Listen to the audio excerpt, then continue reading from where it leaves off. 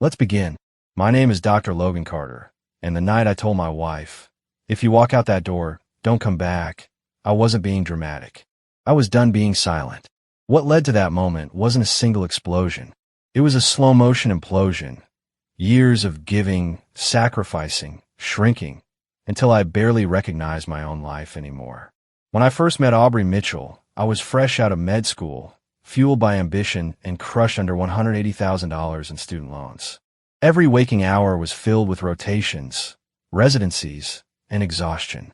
I wore my stethoscope like armor, and I carried my dreams in silence.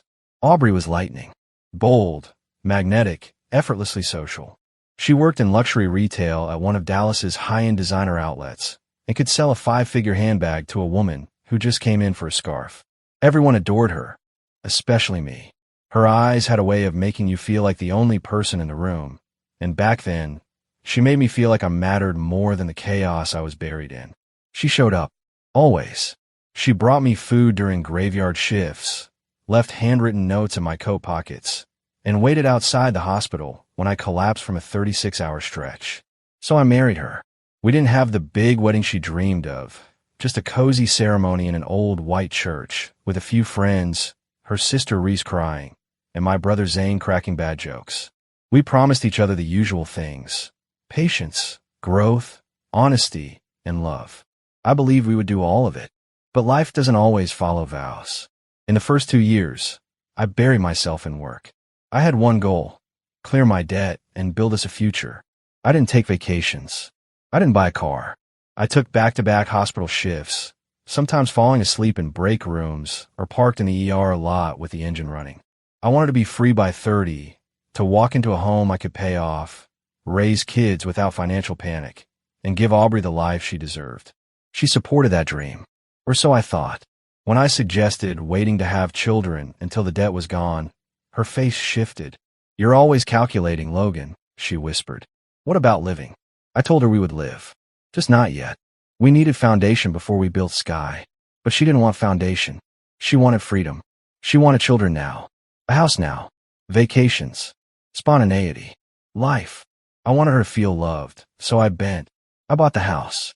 I took more shifts. I said yes to everything she asked. Hardwood floors, quartz countertops, imported fixtures, custom closets. All of it. I was never home, but the lights were always on. By year 3, something changed. The woman who used to run into my arms started pulling away. When I came home late, she was already asleep. When I left early, she stayed in bed, barely murmuring goodbye. I thought she was just tired. We all were. But tired doesn't explain perfume on a blouse she wore to yoga, or mysterious weekends visiting her cousin in Phoenix, who I later learned had moved to Oregon a year ago. She started locking her phone. Then she stopped texting back during breaks. And she didn't notice when I stopped asking. I still remember the night I knew something was broken. I came home early, an unexpected break from an ER shift. I stepped into the living room and heard her on a call. Her voice was softer than I remembered, laughing, flirty. "Don't say that. You're bad," she said. Then silence. A low murmur I couldn't make out. Her smile lingered. When she saw me, she froze. Then forced a laugh. "Just Reese," she said. "She's drunk." I didn't believe her, but I nodded anyway. I was too exhausted to fight. A week later, I checked our home security logs. We had installed a smart lock with guest codes. Hers, mine, and a mysterious third, used twice while I was on night duty. So I hired a private investigator. I told myself it was crazy, paranoid, dishonest. But betrayal has a smell, and my house reeked of it. For 3 weeks, I said nothing. I smiled. I brought her flowers. I acted like the perfect husband, even as I waited for evidence that I wasn't being insane. It came on a Monday. Photos, videos, hotel logs. Aubrey had been seeing Graham Keller, the CEO of an up-and-coming real estate firm, married with 2 children and a condo downtown. They weren't careful. They met in our city, at our favorite cafe, at a hotel 10 minutes from our house. I stared at the pictures for hours. Then I closed them. I didn't scream. I didn't throw anything. Instead, I planned. I wasn't going to beg. I wasn't going to ask why. I was going to win. But first, I had to let her make her final mistake. And she did. That Friday night, She came down the stairs in a tight black dress she hadn't worn in years. "I'm going out," she said flatly. I stood up slowly, heart thudding. "If you walk out that door, don't come back." She scoffed, rolled her eyes. "Logan, don't start." "I'm not starting anything. I'm ending it." She left anyway. And while she was out with her lover, I moved fast. I called my attorney. I booked a hotel. And I set the trap. Because Aubrey thought she had won. She thought I was just a quiet, exhausted man who'd never dare to fight back. She didn't know I'd been collecting evidence for weeks. She didn't know I was already in touch with Graham's wife. She didn't know I had planned something that would rip her entire fantasy life apart. She didn't know the storm was coming. I didn't go back to the house that night. Instead, I sat in a downtown hotel suite, flipping through pages of legal prep my lawyer had emailed me just hours earlier. My name was on everything: mortgage, assets, bank accounts. I had protected myself early on, never thinking I'd need the safeguards, but signing every paper with the precision of a man who believed in plans more than promises. At 3:14 a.m., my phone buzzed. It was a text from Aubrey. "Where are you?" I didn't answer. 10 minutes later, another one came through. "I came home, and you're not here, Logan." Still, I stayed silent. I wasn't trying to scare her. I was trying to let the weight of her choices sink in. I knew her well, too well. She didn't like silence. She liked control. Silence, to her, meant danger. By sunrise, she had sent 6 texts. One said, "Please talk to me." Another said, "You're overreacting." I showered, got dressed, and made my way to the law office. My lawyer, Melissa Braxton, was a sharp-witted woman who had handled some of the nastiest divorce cases in the county. She was already sipping her second coffee when I walked in. "You ready for this?" she asked. I nodded. "I've been ready since the night I watched my wife smile into another man's eyes." We filed that morning. The next day, Aubrey was served at her workplace, her glass and marble designer showroom that she loved to brag about. I knew it would sting. She always liked to keep her image polished. She didn't call right away. She waited until the end of the day, then finally dialed. Her voice was breathless, shaken. "You sent me divorce papers?" she asked, her voice tight with disbelief. "I did," I replied evenly. "You want a freedom. I'm giving it to you." There was a pause. "You don't have to do this. We can talk. You had your chances," I said. "Now it's my turn." Then I sent her the folder. Photos, texts, timestamps, everything the private investigator had dug up. When she opened the file, I heard her breath catch through the phone. "You followed me." "No," I said calmly. "I followed the truth." She was quiet, for once, and in that stillness, I could feel her world tilting. She thought she was untouchable, that she could live 2 lives and never be held accountable. But now the 2 worlds were colliding, and I held the match. Later that week, I met with Callie Keller, the wife of Aubrey's affair partner. Callie was younger than Aubrey, with soft curls, tired eyes, and a toddler balanced on her hip. She didn't cry. She didn't scream. She looked at the evidence and whispered, "I knew it. I just didn't want to know it." I handed her a flash drive with everything I had. And together, we made a plan. Because Graham wasn't just cheating. He was using company funds to book hotel suites. Some of the receipts bore the name of Keller and Finch Properties, a firm worth tens of millions. That meant misappropriation of funds. That meant corporate scandal. That meant leverage. And I had plenty of it. Meanwhile, Aubrey began spiraling. She sent me emails begging to reevaluate our relationship. She showed up on my old hospital shift, pretending she wanted to talk. But I didn't meet her with anger. I met her with distance. And silence. The same silence she'd given me for years. I wasn't going to destroy her life publicly, yet. But I made it clear I wasn't bluffing. Either she signed a clean split, gave up her claim to alimony, and walked away quietly, or I would go to the media with everything. At first, she tried to play tough. Then she folded. Because Aubrey loved her image more than she loved anything else. The papers were signed the next week. But I wasn't done. The house, the one I bled for, was now mine. She moved out within 3 days, taking only what she could carry. I changed the locks that night, and then I did something I hadn't done in years. I slept, peacefully. For the first time in nearly a decade, I wasn't walking on eggshells in my own home. But this isn't a story about divorce. This is a story about revenge. And Aubrey's chapter was just the beginning. Because 1 month later, I received an email from an anonymous address. Subject line: "You're not the only one she lied to." Attached: a video clip of Aubrey in another city, on a date, with a third man. A different man. Which meant the affair with Graham wasn't her only betrayal. She had a pattern, and she had left a trail. I smiled, because I had just started to rebuild my life. I had returned to my old self, started working fewer shifts, reconnected with friends I had lost along the way. I even started going to the gym again. I had plans, real ones. But I also had a purpose now. Because some stories don't end with signatures. They end with consequences. And Aubrey Mitchell hadn't faced hers yet. Not truly. She thought walking away made her the winner. She had no idea what was coming next. 6 weeks after the divorce, just as the dust was beginning to settle, I got a call from an unknown number while leaving the gym. "Logan Carter," a deep voice asked. "Yes. This is Detective Warren from the Dallas Metro Financial Crimes Division. We'd like to ask you a few questions about a woman named Aubrey Mitchell." I froze. Not because I was worried, because I was curious. I agreed to meet the following afternoon. When I arrived at the station, the detective offered me coffee. I declined. He opened a manila file. "Did you know your ex-wife was under investigation for insurance fraud?" That stopped me. Apparently, shortly before our divorce, Aubrey had filed 2 fraudulent claims. One for a stolen handbag valued at over $15,000, and another for a set of vintage jewelry she claimed was lost in transit. But neither item existed. There were no receipts, no photos, just her word.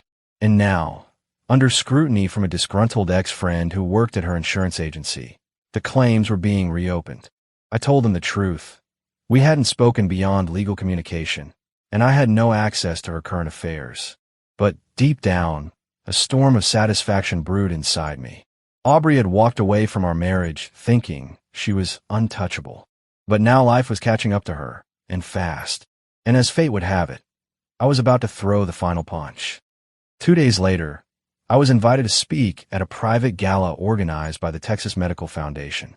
It was an event that attracted donors, doctors, and executives from all over the state. Guess who showed up? Graham Keller. Not with Callie, not with his family, but with Aubrey. Bold move. I saw her the moment I stepped into the ballroom, wearing a red satin dress, her hand looped around his arm like nothing had ever happened.